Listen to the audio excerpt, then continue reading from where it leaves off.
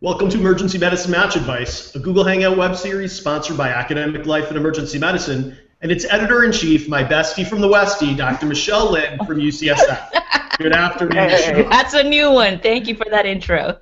It's a new one every time. You don't pay attention. I spend a lot of time trying to think those up each time. It's stellar. I'm just mad I'm not your bestie from the Westie. Just like my mom said in grade school, you can have two best friends. All right. Today's topic is a great one. EM program directors reflect on the 2015 match. Was it a bad year last year? Was it super competitive? Did it get really easy? You have to stay tuned to our whole broadcast to find out the answers. And to help navigate this very difficult contemplative question, we have three outstanding, excellent reflectors. Dr. Megan Osborn, the program director from the University of California, Irvine. Hi, Megan. Hello. Dr. Francis DeRoos, PD at Penn. Hey, how are you? And Dr. Jason Wagner, the program director known around the world from WashU. Hey, guys. All right. So, Michelle, I think for today's episode, we're going to go right to some data before we go to our discussion. So can you put up the data slide from last year? You got it. All right. So this is hot off the press, people. It reflects the final NRMP data and summary reports published by the NRMP this spring, and it includes comparison data for the last several years so you can sort of see trends. So for those who've never watched one of these episodes in the reference to the slide, as I call it, let me just take you through each of the columns very quickly so you know what the different numbers mean. So in the first column, you have the year. The second column is the number of EM residency programs that are allopathic. So all of this data reflects the allopathic or NRMP match, the MD match. So there was one extra program in the match last year. The next column shows the number of positions offered, and that increased significantly compared to the fact that there was only one program, and that reflects that each of the programs are slowly increasing in their own complement. And you know, the increase in number of program spots offered will never be a true ratio to the number of new programs. The number of EM positions filled in the NRMP match is in the third column, and then that's compared to the number of positions filled only by LCME US seniors. So what is that? The LCME US senior is a senior medical student at an allopathic medical school in Canada, the US, or Puerto Rico. Anyone who is not in that definition is an independent applicant or a non-LCME for the purposes of this discussion. So that includes osteopathic students, folks coming back after having done previous training, so US grads that are just not seniors, military, for instance, and certainly international medical grads. Then we get into the good columns. This is the meat of the discussion. How many positions were filled by US seniors? 79% for this year. The very competitive specialties, the uber competitive specialties, are in the 90%. So, vascular surgery and plastic surgery, they fill with 90% US seniors. They don't have to go to independent applicants to get all of their positions filled. So we've been right around 80% in emergency medicine, as you can see from the screen, for a number of years. It makes us moderately competitive. Are we highly competitive? Probably not. The number of EM positions available for this SOAP, once again, was very small and you know, an insignificant percentage from the total overall pool of open spots. So 7 was the magic number this year. The number of EM-bound unmatched US seniors, so how many from that pool that I described as an LCME senior went on to not match? And these are the students who only ranked one program format. They only picked one specialty. So they went unmatched on Scramble Week, and that number was 66. It's always been under 100. So that should take everyone's stress level down. And then the same number of EM-bound unmatched independent applicants or non-LCME seniors was 121. Again, very similar to past years. So, Michelle, what do you think of this year's data table? Yeah, no, and congratulations, by the way, for doing this every year. This table looks amazing. I'm not so sure about the purple, but it's really super clear to read. All right, last year you made fun of the fact the final 4 columns were red and you requested blue, and I did it, but you're never going to get rid of purple. Purple's the royal color, people. Oh my goodness. So that was my initial thought. My second thought is, you know, the 0 kind of stands out at me. If you look at the year 2012, that one year where there were just no scramble or soap spots, I think that's kind of where I've noticed a general escalation in stress levels, and I think this is partly the reason why this series came about, is trying to demystify and to try to reassure the applicants to come, because people are thinking about, wow, is this, if you look at the trend, it looks like it's going from 29 to 13 all the way down to 0, and we're just realizing that there is just a spectrum that this is going to flux around, and it's hopefully not going to stay right at 0 every time. So that's what stands out to me, and hopefully we can get some more sage advice from the rest of the panel to learn more about this. Yeah, and I would say that 7 and 0 are the same thing, right? There might as well be 0 spots. There's 200 plus students right here, let alone all the folks from other specialties who didn't match, who wanted to come over to EM during SOAP week all of a sudden. And when you take that number and you look at 7 or you look at 5 in 1 year, there's really no difference. Those spots are not something that a student should rely on as a backup plan. All right, so with that, let's go to our discussion, and we're going to start with Francis. You get the position of being most senior on the panel, so I thought you deserved to go first and tell us what kind of year 2015 was for emergency medicine. Well, I appreciate that, Mike. I guess there's something that goes along with doing this for quite a long time. So I do think, as Michelle alluded to, that there's this, the last 2 years has been this increasing, not the uncertainty that we've seen in the match for many, many years, which is normal and goes along with transitions and looking for sort of your ideal fit, but this unnecessary heightened level of anxiety surrounding this. And we've definitely seen that not only in the number of applications that programs across the country have seen, but the number of applications that the students are, number of programs that the students are applying to, right? So at the beginning of this chart in 2008, 2009, I think the average was about 25 programs for all students. And now we're up over 35. So the same number of students, but applying more broadly, and I would argue more randomly, without a real clear game plan. Just sort of, well, the more places I apply to, maybe something will stick on the wall. And I think that lack of planning and lack of sort of targeting what you really want and that preparation has raised the anxiety level unnecessarily. Yeah, I agree, and I think Eris going to computer and making it easy to just go click, click, click, click, click. You're tempted to just do a few more, and that snowballed into this competitive state because everybody did that, and now we have too many people all competing for the same interview spots. Right, and I also think, as Michelle alluded to, with that 0 number, I think really put emergency medicine on the map in terms of the deans' minds across the country, and more of the students are getting information from their deans that somehow we are now like vascular surgery or plastic surgery because of that 0. And I think that has, because I think there's more and more miscommunication between what program directors in emergency medicine are telling the students and then the deans at offices.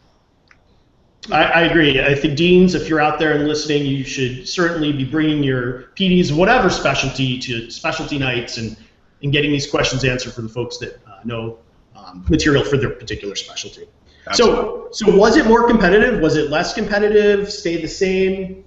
I think it's been pretty much the same for the last 15 years that I've been doing this, and the quality of the applicants has been about the same, and really what this has done is it's I think made the work of the program directors a little bit more difficult. We have to be a little bit more deliberate about our process in trying to tease out who is going to be the best fit for our program.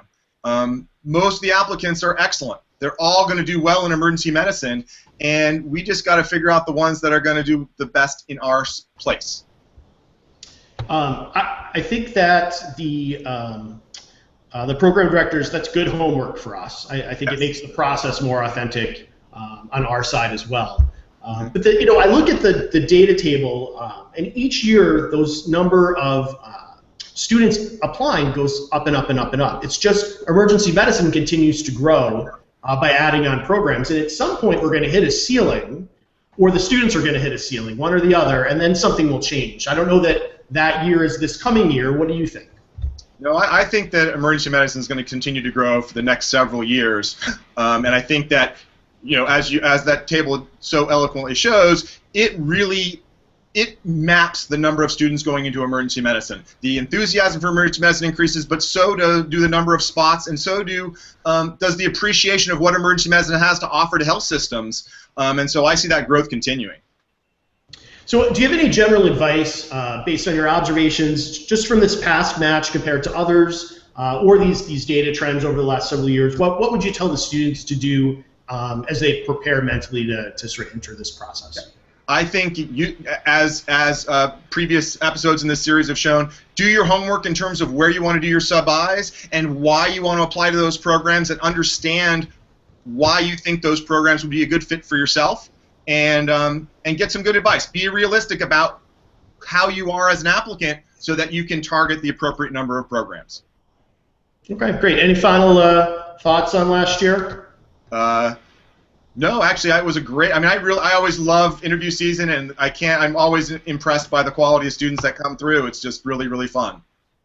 Yeah, you know, my new interns are coming in this week, and I can't believe they're here. Yeah. But then all of my rising MS4s are starting earlier and earlier now, so I've had 2 rounds of folks applying for next year already. It seems like the cycle goes very quickly. Absolutely. Maybe that's just our age, Francis. All right, so we're going to go to Megan, my other bestie from the Westie. How are you?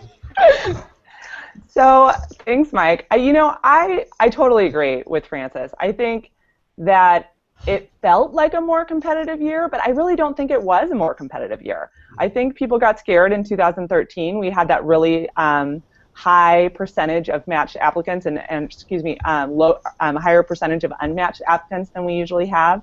And so I think that scared some people, and people went into an application frenzy where they were applying for 50 and 60 programs, even if they were a strong applicant. And I think that made our job a little bit harder as program directors. And if you look at the data, from the NRMP, applicants ranked 11.7 programs this year. And in previous years, it was 11.2, and then it was 10.7 the year before, and it was 10 the year before that. And then it was like in the 9s before that when we were all applying to emergency medicine. So thankfully we got in when it was still not as competitive as it is now. But I really don't think that it's gotten that much more competitive. And so I would really urge students to just talk to their emergency medicine faculty and see how many programs they need to apply to, and not go crazy this year like it felt last year. Do you have a magic number? What do you tell your students? I always like to hear what the specific word on the street advice is at a school. Yeah, so my magic number for a really, really strong applicant that's AOA and honored a lot of courses and did well in their EM rotation, probably 20. And then for my middle of the road students that are strong but not outstanding, probably kind of in the 30 range. And then my students that have some that were kind of lower on some of their scores, I'd put them in the 50 to 60 range, so to speak. And then people that have red flags on their applications, like a course failure or an unexplained time off, things like that, I'd encourage them to apply to a lot more. Or another specialty. Yeah. Or that'll make the pool smaller. We'll just weed them out at the clerkship That's level. exactly right. All right, well, what, if anything, is new in this coming match cycle? Well, actually, so the uploading of the letters of recommendation is new for ARIS. And so your letter writers will actually upload their own letters rather than having it go through the dean's office. So the dean's not going to look at the letters. Now, is that a good thing or a bad thing? So the dean's not necessarily going to proofread if there's a letter that says something negative. But, I mean, ethically, I think that that's the right thing to do. And so your letter writers are going to directly upload their SLOs and their letters of evaluation and their letters of recommendation. So it'll get to ARIS a lot quicker, but you may have to encourage your letter writers to know how to do that and to help them with the technology to upload those. It should be pretty simple, but if someone's not familiar with doing that before, you might have to help them along in that process. Okay, great. So new advice that you're going to be giving your students this year as they prepare for the match. Did anything happen in the last 12 months that, thematically made you think, well, gosh, next year I'm going to tell my students to do X differently? I'm going to tell them to not go crazy. I felt like the students went crazy last year, and they're like, oh my God, I have to apply to 80 programs, and they're like, oh my gosh, I've only gotten 15 interviews, which is amazing. 15 interviews is great. You know, you should probably only be going to 10 if you're a reasonable applicant. And so I just am going to encourage the students to just apply to the programs they want to not over-apply like I felt like they did last year, and to be comforted by the fact that there are still more EM positions than there are U.S. seniors going into the specialty. Absolutely. And so the chances of them matching is very good. Yeah, absolutely. This was the third year that we went to an October 1st release of the MSPE. So things had been slowly moving up for everyone, but I think we got our groove, and we as program directors just sort of expected things a lot earlier.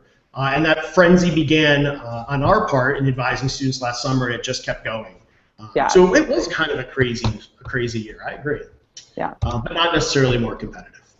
Agreed. Do you have any pearls on the process, just steps that you want to emphasize, do's and don'ts, sage wisdom from Megan? Sage wisdom from the new program director. I think just that October 1st is really important. Getting your application in so at least it's readable and so that we can choose you for an interview at that time. I think that that's key. So I like to tell the students that they need, for our program, I will look at the application if it has at least 2 letters of evaluation or letters of recommendation. And obviously I prefer SLOEs, SLOEs, to other letters of recommendation from other specialties. And so if the students can get 2 SLOEs in by October 1st, as well as have the rest of their application complete, I will look at it as a program director and invite them for an interview. Some programs, I don't know if they do 3, so sometimes I tell my students to have like 1 letter of recommendation placeholder as that 3rd spot if they're not able to get a 3rd SLOE. And so I think just making sure that you have everything in by then and making sure that you at least have a couple SLOEs in is really going to help your application. This is going to be a panel quick question that wasn't on your script before you got it. So the issue of 2 SLOEs, will you take 1 departmental SLOE from a school that just writes a combined letter for all faculty, or do you really want an additional letter from another faculty member on top of that? Give me the quick answer. We'll start Megan, since you brought that up. So, I mean, ideal would be 2 departmental SLOEs from 2 different departments would be my ideal. Agreed. Okay, Francis. I'll take 1 departmental SLOE, and I need a letter of recommendation from wherever you've done a sub-I, just because those absences are sort of just raised question marks. Otherwise, 1 is adequate. Okay, Jason? Yeah, and I have to agree with Francis. I'd like to have one departmental SLOE, and then I'd say to start with at least 1 letter from somewhere else. Okay, so everybody's sort of suggesting that away rotation is almost mandatory now. All right, Jason, let's go to you. I'd like to get your observations on the 2015 match, on what Francis and Megan had to say. I think the freak-out factor is probably the thing that I can relate to the best. I mean, we certainly had our applicants in a panic about matching in programs, and to the point that they were applying to just an unheard of number of places for an exorbitant amount of money and paying to travel to distant lands they didn't need to go to. And I think, from my perspective, what I really encourage our applicants to do is, even if they're a strong applicant, and to be honest, at WashU, everyone thinks that they're a special flower, so they'll think that they're going to be God's gift to whatever rotation or whatever specialty is lucky enough to get them. I encourage them to always keep a couple of safety spots in their back pocket, because most of our folks are looking at really competitive locations and they want to get into the top-ranked programs, and you know, there's a little chaos goes along with the match still. It's not quite like getting into med school, but it's a little similar. So I encourage them, rank your dream locations, but always keep a couple of places you'd be willing to look at in your back pocket that are maybe not towards the top of your list. That doesn't mean 10 places like that, but a couple. Okay. So we're all throwing around numbers on number of target applications to place out there, but can we all agree we're kind of shooting for 10 interviews at most? No one here is advocating for more. You're advocating for more applications to get the same number of interviews. Right. Correct. Okay. Yeah, I mean, 75% of people. I also think that their performance really drops off. After 10 or a dozen, you're not going to do very well in your interview anyway. It's almost a waste of time. Yeah, 75% of U.S. seniors match in their top 3 choices. So I think that we have no reason to believe that that's not true for emergency medicine as well. Okay, perfect. All right, so Jason, I've chatted with you before about sort of key pet peeves and to-dos for the students. Can you give some general messages that you want reinforced for students on their etiquette and strategy this year? Sure, I think I'll kind of break this into two different categories, and I think the first thing I like to talk about is the applicant that's coming from a system that doesn't maybe have a strong background in emergency medicine, and they decided EM's what they want to do, but they don't have a strong EM rotation, and maybe they don't have an EM residency, which makes it the most difficult, I think. And one of my frustrations I see is the student who comes from these places and has had no real advice from anybody who actually has their hands in the current system of emergency medicine matching. And I think if you go to your guy who works in the ER and they maybe matched 20 years ago, and we were a much different specialty back then, and the competitiveness was completely different than it is now, and they get advice that just isn't applicable to today's standard, and then they go to their dean who doesn't really understand the system all that well either, and they're the person who's like, send out 70 applications and do 25 interviews, and they get these kind of mixed messages. So I encourage those folks to reach out when they do their away rotations, and here at WashU, at least Doug Char's really fostered this system where he'll take these students and really put them under his wing and take care of them. And I think that's really important when you're looking at your aways. Find a place, if you don't have your own system, that's going to help foster and help you out and kind of take you under their wing to help you in the match, because it's a chaotic process and you'll get messages that just don't apply to the current match. So that's my advice for the students coming from outside of the EM spectrum. And then anything to add to that? No, I was going to say then you had a second point to be made. But I'm going to make one right before. Each one of us keeps talking about the deans in this really negative way. So I hope there's tons of deans that listen to this so you know what we truly think about your office. Gosh, we sound terrible. I think it's unfair to expect. We've each done it, so it's awesome. I want to add that it's unfair to expect a dean to understand the intricacies of every specialty out there for their students, Yeah. Okay, the dean's job is totally different from ours. The dean's job is to get all their students matched, and our job as program directors is to find the best residents that, and that may not be your number 99 out of 100 student. Right. Agreed. Okay, you had a second part to your answer. So just some general etiquette things, and I think a lot of these they seem self-explanatory, but I think they're important to get across still. And one of the things I would say is our applicants now they're sucking up a lot of interview spots, and I would really encourage you, once you've kind of settled on the programs you're interested in, and if you're a decently competitive applicant, and you're not going to take the rest of the interviews that have been offered to you, cancel those interviews early. Give somebody else the opportunity to take advantage of those interview locations. We every year, I'm sure you've all seen it, where you get your cancellation the day before, or my flight didn't make it, or whatever reason someone comes up with to not show up. And you're just hurting some applicant that could have an opportunity to interview there, because we'll fill all our spots in the end as long as you give us enough time to pull somebody off our wait list and fill a canceled spot. So cancel early if you're going to cancel. And then I would say when you're going to your interview, the dinner is a key component of the interview, and I think it's probably as important as going to the interview itself. You really get a feel for the program and the residents and how happy they are, and I think going to the dinner and having 2 residents show up says a lot about how much time the residents have to just enjoy being alive while they're in residency, as opposed to a place that might have 10 residents show up. So I think that's a really important component of the applicant process. If you can't make it, that's fine, but it gives you a flavor you won't get any other way. And then I think as far as the process that goes into setting up your interview and then maybe the follow-up, you have to find that perfect line between getting what you need to learn about the program and not being a pest. And again, we'll all have that applicant that calls your administrative assistant, every single week with some particular question, or wants to come out for the second look and expects that your residents are going to drop what they're doing and take their spouse out for dinner and show them around the town for a second look. I think if you have a really good reason for that, that's not a bad thing, but don't expect the program to drop everything to come escort you around. I think saying you're going to be in town and giving a good reason is great, but we don't expect second looks to make you a competitive applicant, and we'll help you out where we can. But you want to find that fine line again between getting what you need and being a pest.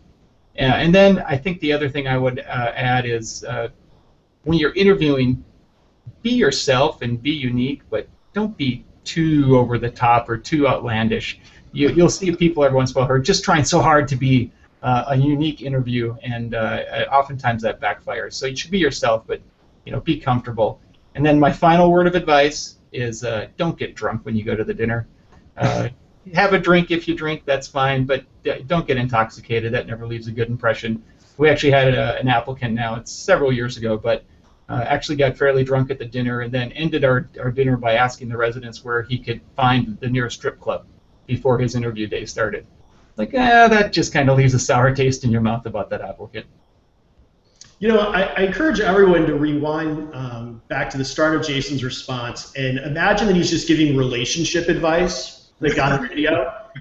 You would be a great Dr. Drew on the radio. These are all, translatable. Don't cancel my date the night before. Don't call me too much. There's, no way am I going to keep dating you. Don't get drunk on our date. Good stuff. It's all relationships. I like it. I like it. This is like a very slow speed dating that we do with the interview process. It is. That's what you're going to do. You got to find somebody to live with for the next 3 or 4 years. Right. All right. So let's switch gears. And for sort of our final discussion, Jason, instead of looking back on this past match, let's look forward. What should change in this next match, either on behalf of the students or, more importantly, if we're speaking to our colleagues who are watching this? Should we talk about the next match or like the match 5 years from now and what I'd love to see? I think that's maybe where you're getting at, but I'll take either one, either answer. We've got time.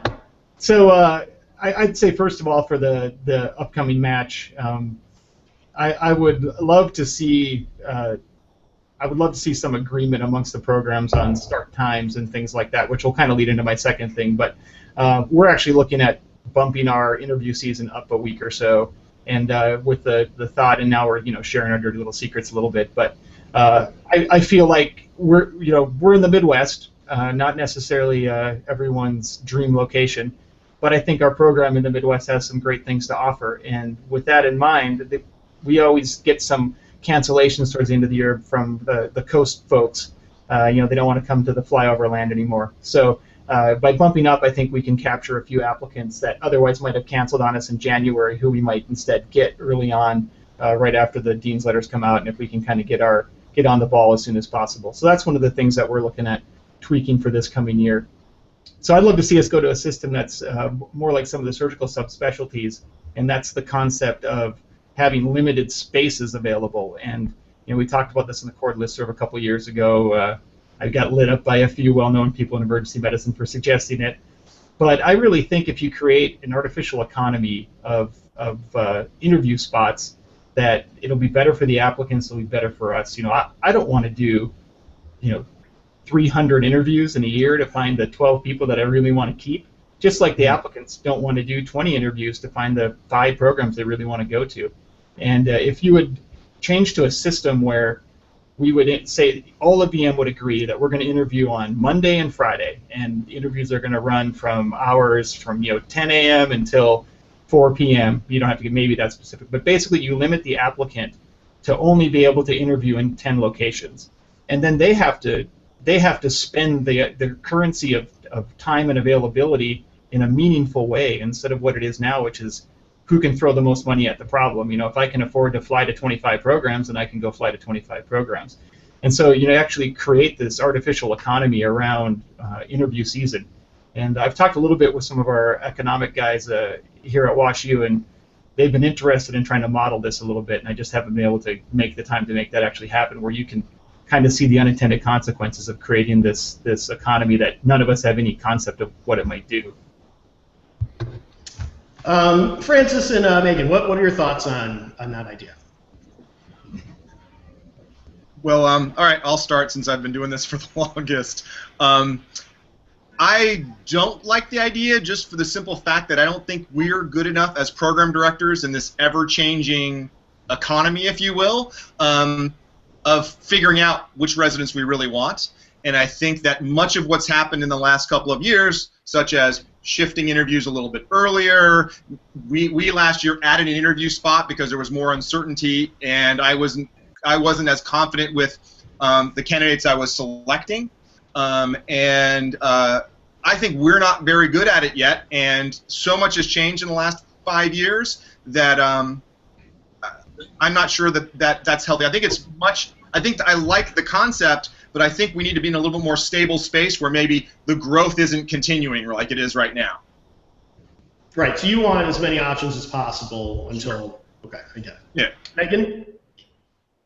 Megan took off, but you know we're both Westies, so I'm happy to weigh in. Which is, you know, I love that idea actually. Just although I'm kind of more on the crazy end with Jason on this. You know, my theory is not only resource intensive, but it is super expensive for all parties involved. Yeah. And so my dream plan would have been to like pick our first group of med student rotators. Let's say this month, pick our 13, sign them, and spend the rest of the money and take all the faculty and residents to Hawaii. I'm like, agreed. What do we? That is better spent money. Absolutely. And everyone is happier. That is my dream. But you know, I love the idea of trying to be more economical and more thoughtful about this bum rush of applicants at the programs. And so, you know, there potentially could be something better there. I'm just not sure what the exact right answer is yet. So what about the idea of technology, such as video interviews and things like that?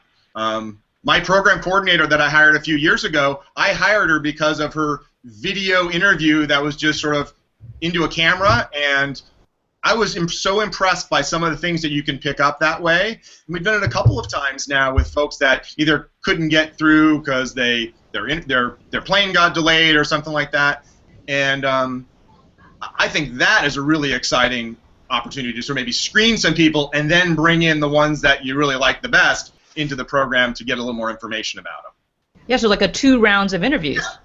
Interesting. Oh my gosh, I'm sure the applicants will love that extra stress. Oh, no, Megan's back. I'm back. I'm sorry, technical difficulties over here. I got you covered. I got you covered. Oh, thanks. You know, I think what's funny is we piloted an MMI, which is a multiple mini interview, a couple years ago, just to see how it would go. And we kind of asked the applicants how it went. And they told us that the main thing they hated about it was that they didn't get to know us. We got to know them, and we got to put them on the spot, but they didn't get to know us as a program. And so I think that that's really important to go out and visit the program, because you really do need to get a feel for the residents, and you're interviewing that program as much as they're interviewing you. Now, that doesn't mean that you can ask them all sorts of scary questions and try to tick them off. It just means that that you are also getting a feel for that program on that interview day. And you can't ask me if I'm pregnant unless I open that door first. Exactly. There's a lot being hidden, under our cameras right now. That's awesome. You know, Jason, I totally agree with the philosophic argument you're trying to make here. I'm not sure that practically I like that process. I think too much credit is given to the surgical subspecialties. I think the reason there's fixed numbers of interview spots is a function of them only interviewing on Saturdays because they operate constantly. And I don't know that necessarily that's causality, and I think it just sort of happened that way. But I think Michelle's point, you sort of stole my idea. I mean, I've been saying for years we should do early admit. I mean, wouldn't it be so much easier for those students in the summer to just declare themselves? You know, the ones that want to stay at their home school, you know, if it's mutually accepted, they get to stay. The rotators on rotation kind of love it. I want to stay, and you're done. And then you go into this whole process trying to find 2 spots or 3 spots. And boy, does the economy of all of this shift significantly. Yeah. We had a couple of our matches this year who were actually couples with people who are already matched into our residency. And so I told them, it's like, you want to stay here, you've got a spot, you're going to match with us, you don't need to worry about it. Like, I don't want to lose your spouse because you're going to go somewhere else. And those guys still interviewed at 10 programs apiece, even though I told them, you're staying here if you want to stay, no worries. And they're still going all over the place doing interviews. Well, all right, so I think the PDs listening found this really interesting, but I bet every single student who's listening is like, why are they talking about things in the future? So let's get back to them.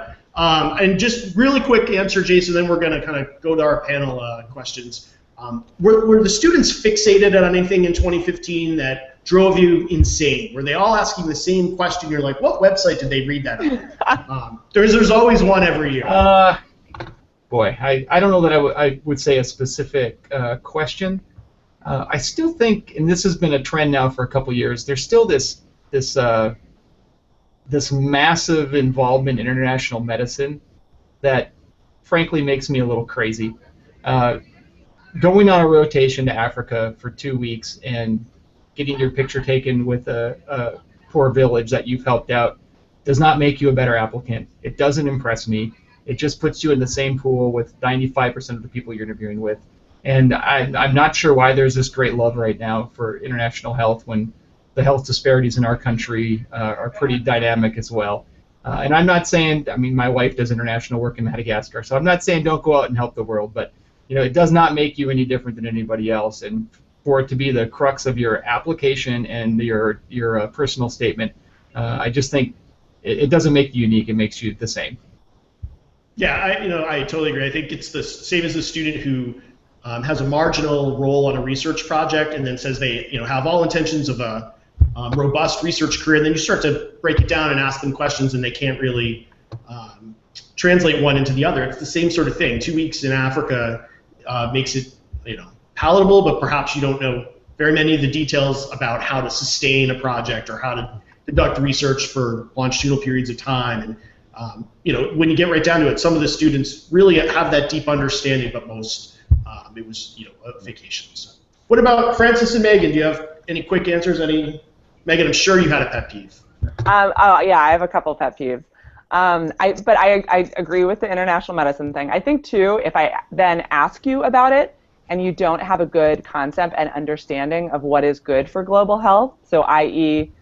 giving Tylenol out for a week is not actually necessarily even beneficial for global health, and so that's something that if you're going to talk about global health, I want you to have more than a novice understanding of global health. But the one thing I hate is trauma. And what is your trauma volume? Because I think we can all relate as program directors that sometimes you have so much trauma that it almost detracts from your learning. Trauma is very algorithmic, and a lot of these applicants are like, how much trauma do you see? Are you seeing like 100 traumas a day? But I think the hard part of emergency medicine is not necessarily these algorithmic things, but these hard decisions like what to do with an 18-year-old female with abdominal pain, and how to take care of the undifferentiated shock patient, and you don't know it's cardiogenic or distributive, and you don't know what's going on. Those are the hard cases in emergency medicine. So you really have to make sure a program has a lot of those. And trauma is just this algorithm, and we follow it, and they're like bleeding from somewhere. It's not that hard to really figure out, and so I don't know why these applicants are just so hell-bent on trauma. Francis. Yeah, no, I maybe I'm just older and mellower. I don't have a lot of pet peeves. Yeah, see, that's how I thought your answer was going to be. You're just kind of roll with it. Yeah. Yeah, I just kind of go with the flow. I totally agree with Jason and Megan, however, but it's but you hear it and you sort of go with the flow, and it just reflects sort of their level of maturity or understanding of the specialty, and that's good information in and of itself for me as a program director. I think that what Jason is saying is that the experiences are totally valuable going internationally and makes you a better person, but don't make it a big deal because it's not that big of a deal in the grand scheme of your life. For me, for me perceiving you as being someone different or unique. But I think they are valuable experiences, and I think everyone has their own path to get to emergency medicine, and so yeah, maybe I'm just more relaxed about all that stuff. So my old West Coast attitude's coming out.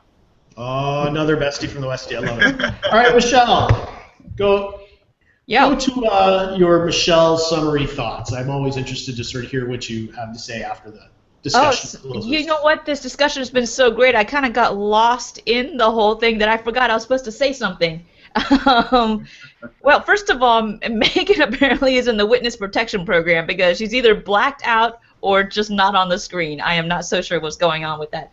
But all of these things are, I think, really great advice in terms of the students applying this year, because hopefully we're going to get a little bit of a rebound back from the impressive. Like, I really wasn't involved with interview season, but I felt the stress of like this immense bum rush of a bunch of applicants who probably didn't need to apply to as many as they did. Actually, they definitely didn't need to.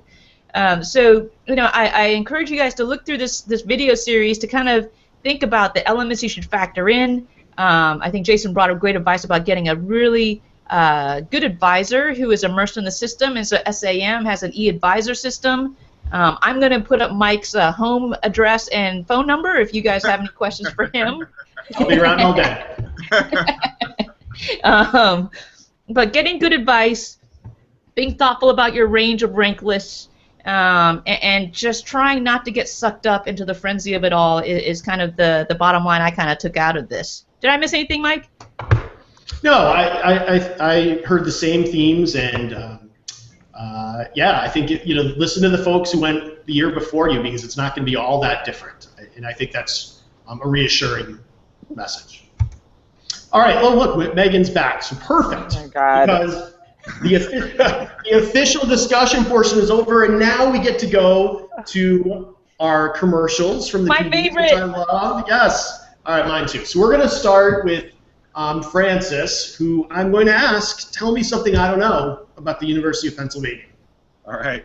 So Jason's going to love this one, because we've actually just are now creating a community health tract. We have a faculty member that's been working for many years building a place called Puentes de Salud that's now funded by some sort of celebrity chefs and some other folks in Philadelphia, and it's getting some good pub. And we have enough of a critical mass of residents who want to learn a little bit more about community health and how to develop programs within our cities as opposed to abroad. And so that's kind of a cool thing that we're just now putting together. Okay, that's great. You know, I love the Penn program. I send lots of Northwestern kids your way to interview. Keep them coming.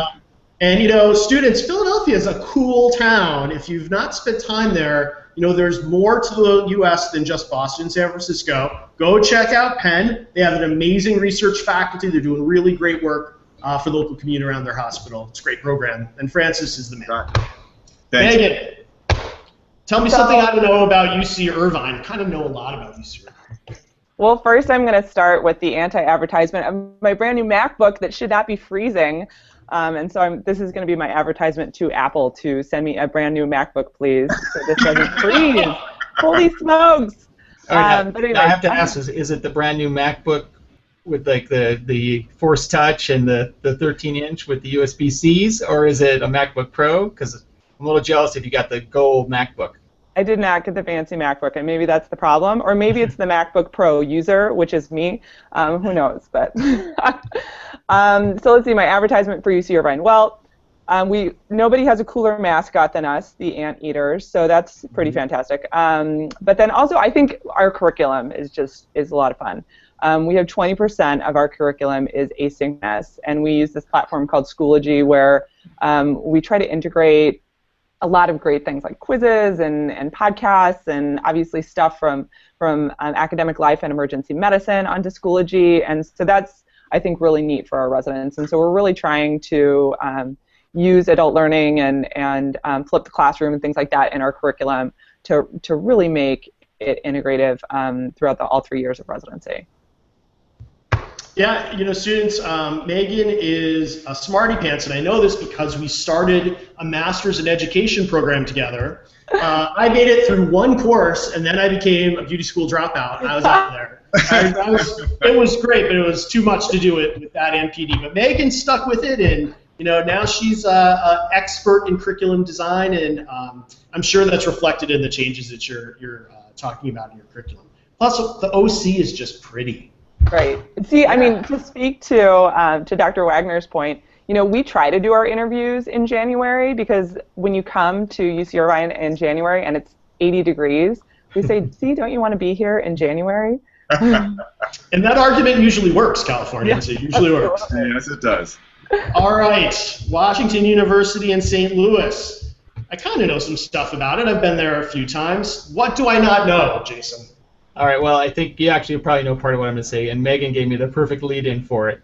And that's, I'll say two things. One is we are a little city with a lot of acuity, and I think a lot of people overlook us for places like Chicago or the coast. And I would just encourage you guys to think about residency applications like you thought about medical school, and it's what can I get for my next 3 to 4 years, and go into the place that's going to give you the best education that's fit for you. And I think too many of our applicants in emergency medicine now think about where can I surf and where can I climb mountains while I'm doing my residency program.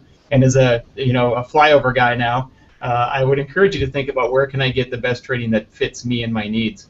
And of course, I'd like to say it's here. And one of the things that we're doing now we're in our third year of it now, just starting our third year, is an education month. So we spend an entire month of our residency in the third year basically teaching our residents how to be better teachers. We do bedside teaching modules, bedside practical teaching, and then we spend a significant amount of time teaching people how to do better didactic and kind of creative educational projects. So I have a month of nothing to do but learn how to be a better teacher, and it's actually raised the bar on all of our curriculum. The residents are doing these amazing presentations now, and our faculty see it. When they give a half-assed presentation, the residents kind of give them the thumbs down in their evaluations. They realize they have to step up their game now. So it's raised the bar for everybody. It's been great. That's great. Yeah, that's awesome at a place that already had a really wonderful faculty, very little attrition. I've known you guys as a cohort for a while now. Many of you have done projects with us at Northwestern, and I've always had great respect for you. And you guys just, as you mature, the program gets better and better. So students definitely check out Jason. He's doing great things at WashU. With that, Michelle, thank you for letting us hang out today on your website, and I'd like to thank the panelists as well. We had reflections on last year. We talked about the mythical future. We gave some best practices. It was a full hour. So thanks to all of our panelists. Great. Thanks, Thank you guys. Thanks. Take care. Bye. Bye.